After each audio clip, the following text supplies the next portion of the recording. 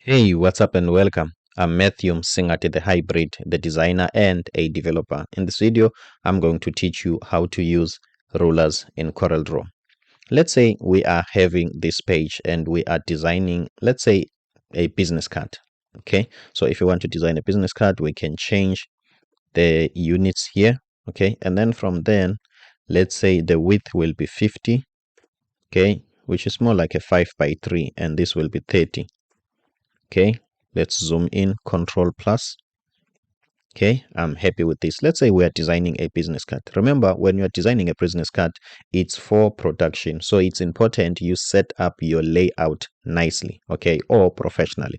Okay, then how can we do that? The first thing that we need to do, as you can see, if I'm putting a shape here, let's say a background, we want a background there.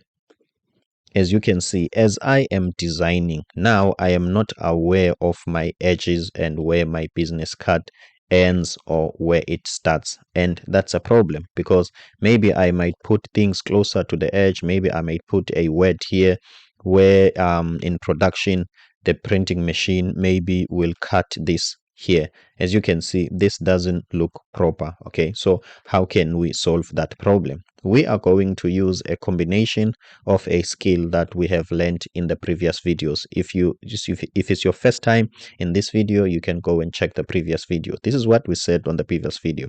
If you've got a shape that is covering your whole canvas, okay, and you are unable to see it, as you can see, it's covering it. What you can do, you can use the shape tool. And how are you going to do that? You are not going to click it and do it like this, but you are going to go to your shape tool, make sure there is nothing clicked here. Okay, then you can just double click it. What will happen, a shape will be created that will be exactly your canvas, just like this. And the most important thing to know about this trick is that this shape will be the last layer, meaning that it will be behind. So what you will do now, without clicking anywhere else, you can go to the center of this and right click on that shape. That means that shape is still selected even though it's on the background, and then you can move it to the front.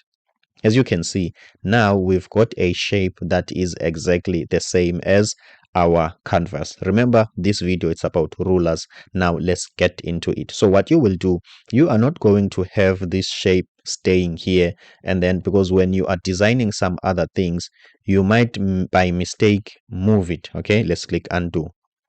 Also, one might say, what if we can lock it? That is also an option. You can lock this so that you can not use it, but as you can see, the background is moving there. Okay, let's just lock the background because this is some sort of an ideal object that needs to be locked, not this one. Let's unlock this one.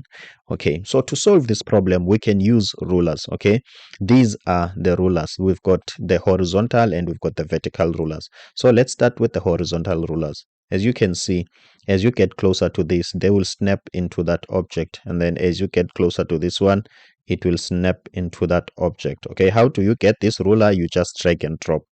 Okay, they will snap in here, and also they will snap in here.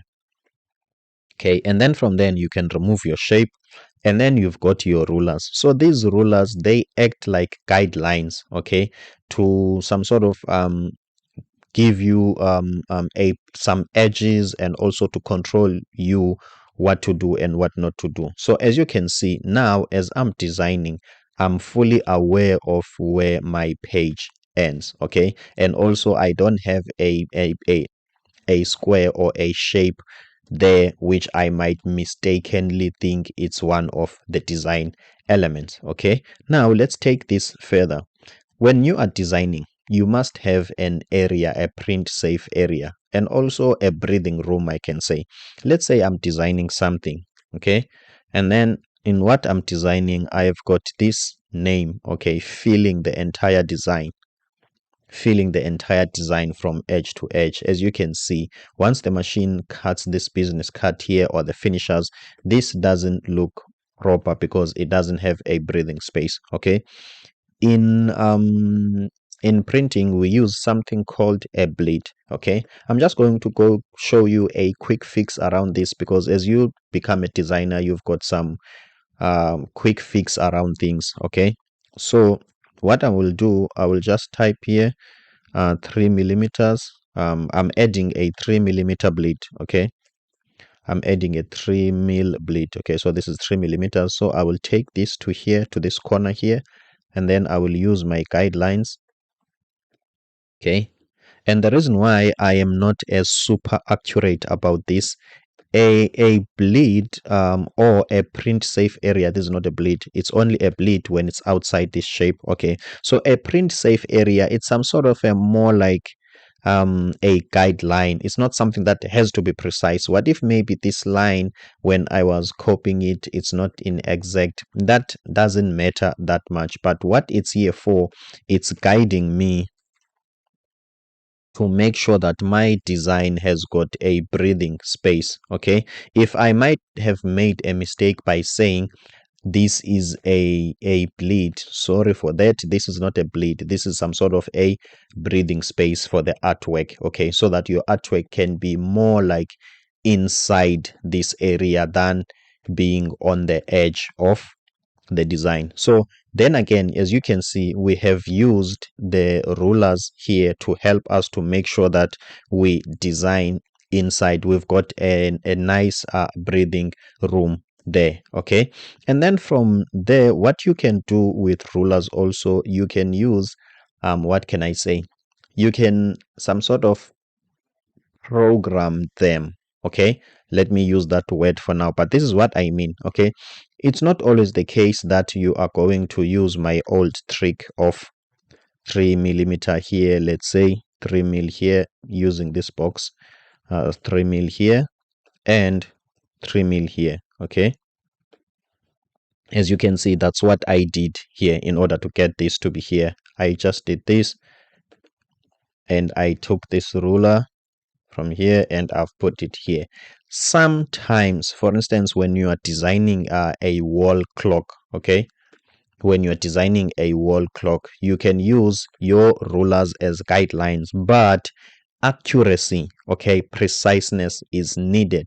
So it's not like now I'm going to use my own trick where even if maybe I can put this here or here, it doesn't matter. What if maybe it matters?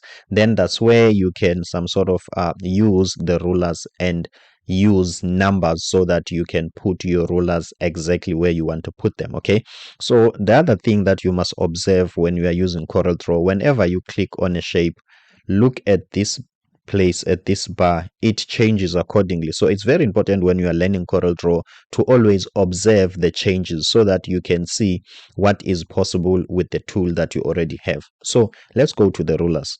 Okay, as we've clicked the rulers, okay, let's observe what is going on here. Okay, to be honest, I was hoping that I was going to see the X and Y position of this while I was dragging it. Unfortunately, that didn't happen, but don't mind. When we have dropped it, okay, let's now start to observe. As you can see, this X position is moving. Okay, so when you are dragging it, nothing shows, okay, because you have not dropped it. Okay, so let's observe while we already dropped it. As you can see, this is moving. So this means that what if maybe I can type 3 millimeters here? Okay, let's go back and do my own trick here so that we can prove and be certain about what we did. Okay, as you can see, this is 3 millimeter. Okay, breathing space, we are going to put this here. Okay, remember at first we did it like this. Okay, so now my question for you is, what if we can click on this ruler and click 3 millimeters here on the X position? Let's see what will happen. As you can see, it snaps exactly to where we want it to be. Okay, what if maybe we can delete this? Okay, and delete this, and then take the Y rulers on the Y position, and then from then and click here 3 millimeters. Let's see what will happen. As you can see, it moves to here. Okay, so guys, I'm Matthew Msingati, the designer and developer. That's about it. If you feel like this video has added value into your overall understanding of CorelDRAW, please do me a favor and hit that subscribe button. See you on the next one.